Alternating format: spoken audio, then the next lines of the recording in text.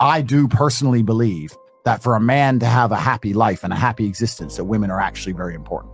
I don't think any man out here, what are those guys who give up on girls called? Black pill? I don't know. Black pills, incels, whatever. The guys who completely give up on females and say, well, my life will be easier and happier, I completely disagree.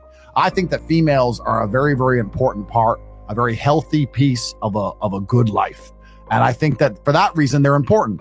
Just like food is important and money's important and health is important. And if you're completely lacking in any one area, it's going to dominate your thinking and it's going to destroy your world, Facts. right? If you have no food, all you care about is food. If you have no pussy, all you care about is pussy. So there's obviously a degree of balance, but what Waller said is absolutely correct. You need to be on your mission, you need to be the man, and it needs to be one of the many things you need to do as a man. It can't be all you do, just like the gym shouldn't be all you do, and working shouldn't be all you do. But they're all things that need to be done. You can't go through life and just completely neglect the ability or the need to acquire females, to absorb females. But that shouldn't be your sole purpose, right? You have to be balanced. You have to be a balanced individual. And You're dead on about that. Often, people say, well, don't have Tate as a real male role model. There's better ones. Where are they? There are no other male role models. Because to inspire the youth of men, you need to be aspirational. They have to look at you and want to be like you. And there's no other male role models that have had the tenacity or the aggressiveness to have such a fantastic life as I have, that they're going to listen to me. They listen to me because of my authority, and my authority comes from my life experiences. If my mentality is so wrong, how have I managed to amass enormous wealth? How have I managed to amass huge social status? How have I managed to physically dominate the planet? I've done things that men respect and they look up to me. So that's why I can lead them. And I understand my messaging should change in light of the fact that I can be taken out of context. But me being alive on the internet will allow me to lead men in a very positive direction. Banning me and deleting me leaves a black hole where they say there'll be another masculine leader. But the men don't listen. The youth of today won't listen to anybody else. That's the reason I'm the most famous man on the planet, because none of these other people have the authority to affect them like I do. It's me or nobody. And I truly believe that me, with reformed messaging, now understanding of my newfound fame, is so much better for the world than nobody. Because nobody just leads to black holes of who knows what, and it can't be controlled. And that's where the internet is truly dangerous. We're talking about the future. There's always been a large proportion of men in the world who made the choice to stay where they are. And life for them wasn't that bad.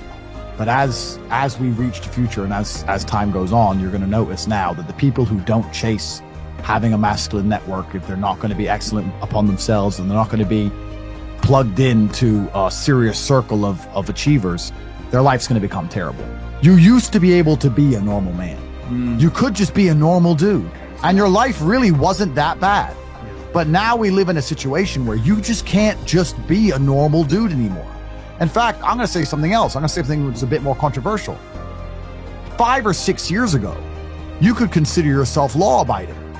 I abide by the laws, and I do all what the law says, right? And you'd have a good life.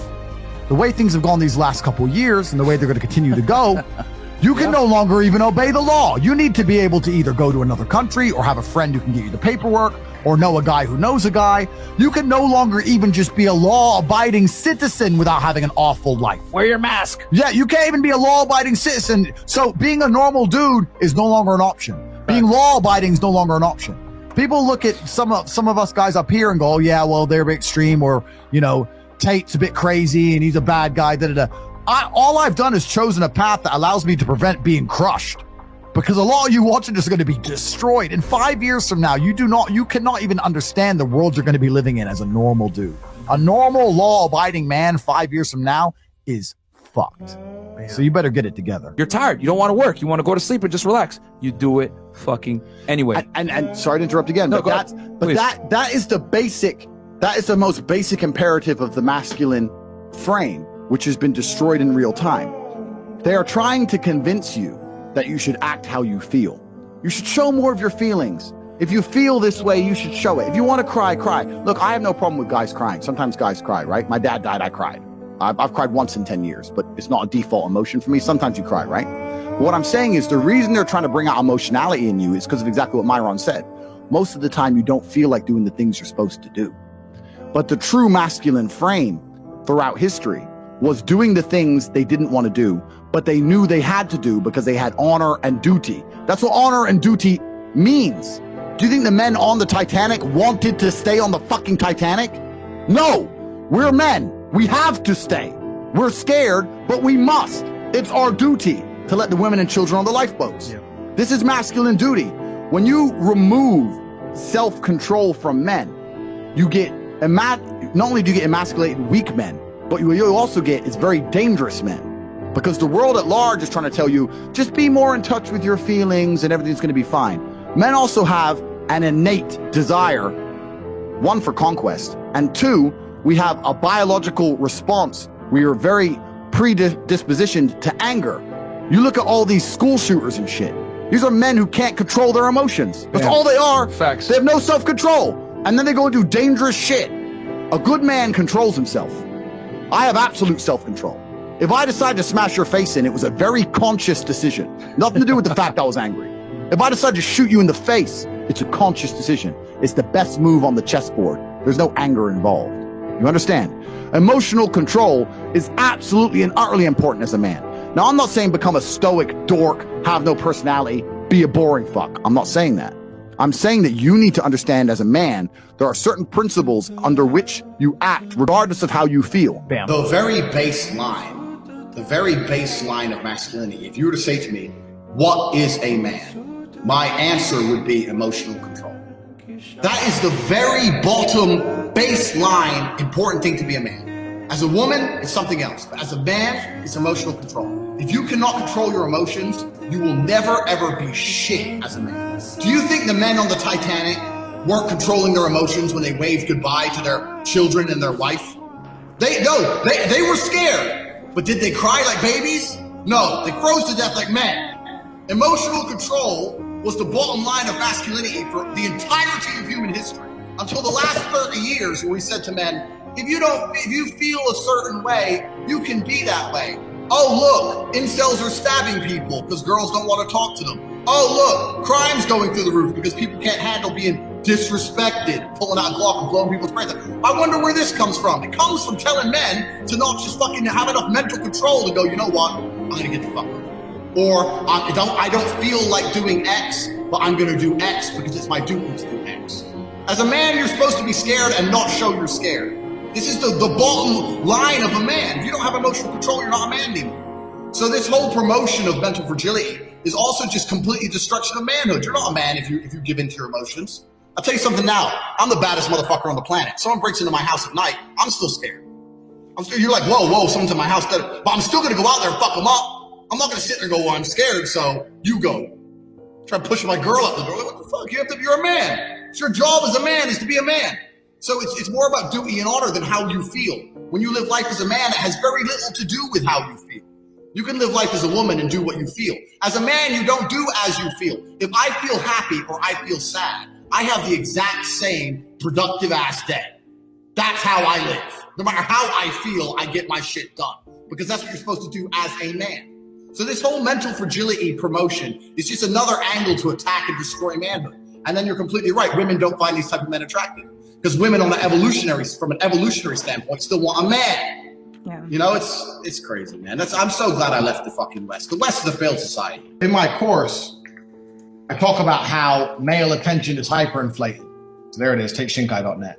And I talk about how male attention is hyperinflated and women women enjoy unlimited male attention. Mm-hmm. So how do you add value to something? Well, you make it scarce. Gold has value because it's hard to find. If gold was everywhere, it wouldn't have value. So I teach guys to put value on their attention. And that's what a good hour of my course is about, how you do that. And my very basic principle is the way you put value on something is to restrict it. So I restrict my attention absolutely. So if I'm talking to a girl and she says something semi-sarcastic to me, or if she doesn't do what I want her to do, or she won't listen to me, I'll just stop replying. I won't insult her. I won't try and convince her. I'll just stop replying. Bang, just vanish. And you know what? Most of these hot girls, no one vanishes on these girls, bro. No one vanishes on these girls. The only dude who's like, what?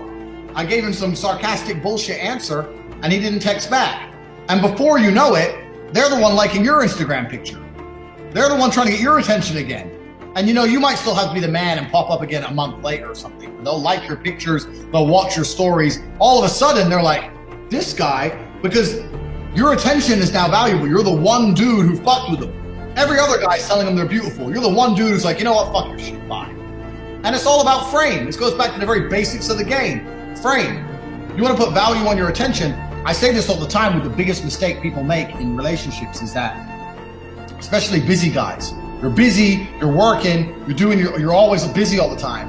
And you text your girl in the morning, okay, I'm having a busy day at work, love you, talk to you later. Yep. And she doesn't hear from you all day. Well, she doesn't get any attention. Whereas if she starts an argument and pisses you off, you'll take time out of the day to text her and tell her what a dumb bitch she is. Well, now she's learning how I get his attention is through negative action. Right. You got to reverse that and talk to her all the time when she's being good. And when she starts to be a dickhead, ignore her. So anyway, back to the life story. So I grew up around that. That was my father. And I started playing chess at the age. So when I was 5, I was state chess champion for Indiana on the under 15s. I remember I beat a 15-year-old when I was 5 years old.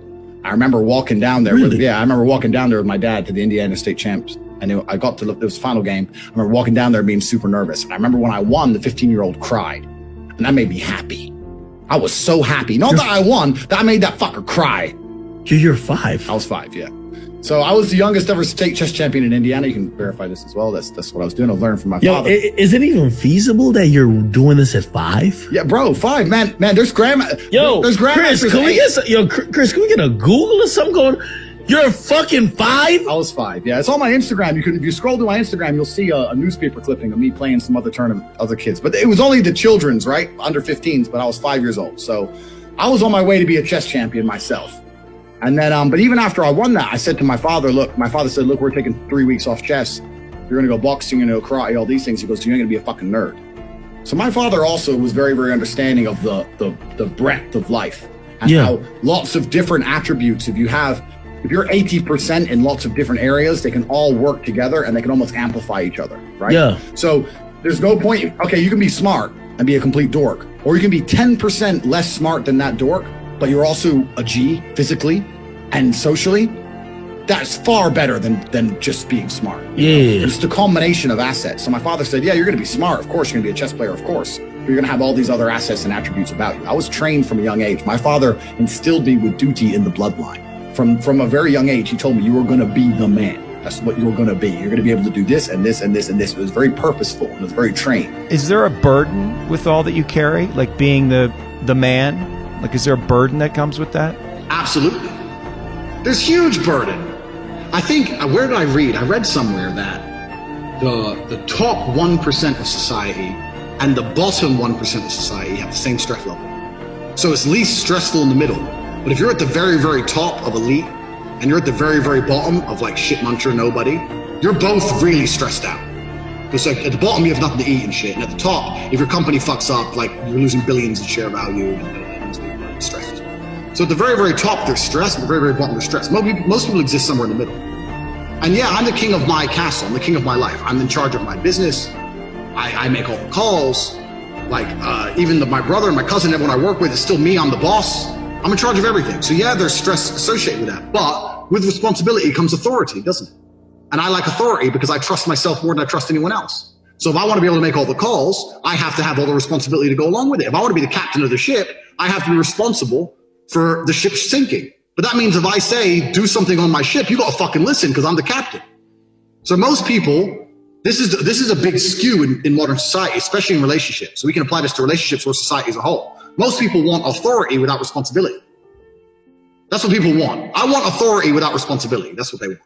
Or you have women women do that. They want authority, but they don't want any responsibility. And then you have men in the world who have all the responsibility, but no authority. You have men who go out there, work his ass off, pay all the bills, struggling in the coal mine, but he comes home and he can't even tell his woman to make him a coffee. So he has all the responsibility and no authority. And the two should be linked. The more responsibility you have, the more authority you have. Now, personally, I can't think of any motherfucker on the planet better than me at living my life. So that means I need to be in charge of everything, which means I want to be responsible for everything. Which is why, and yeah, there's a whole bunch of stress that goes with it, but I can't think of anyone else who can do it better than me. So that's just how it is. So I'm either going to deal with that stress and have all the authority to make all the calls, or I'm going to be a little pussy and be like, oh, I don't know, and I'll just hand over jobs to other people and just block it out from my mind. And then I don't get to make calls on them, and it won't be done as well, but at least I don't have to stress it. Happiness is energy. Like people say, I lack motivation. I say it's because you're unhappy. If you want motivation to push hard in your business, if you were happy and excited every day, you'd work hard. So how do you become happy and excited? Well, you have to be the man. How do you be the man? We've got to be strong. But it's all linked. Comes down to you. Yeah, It comes down to you. Yeah, it's all linked. So if you wake up every day and look in the mirror and go, I'm strong as an ox.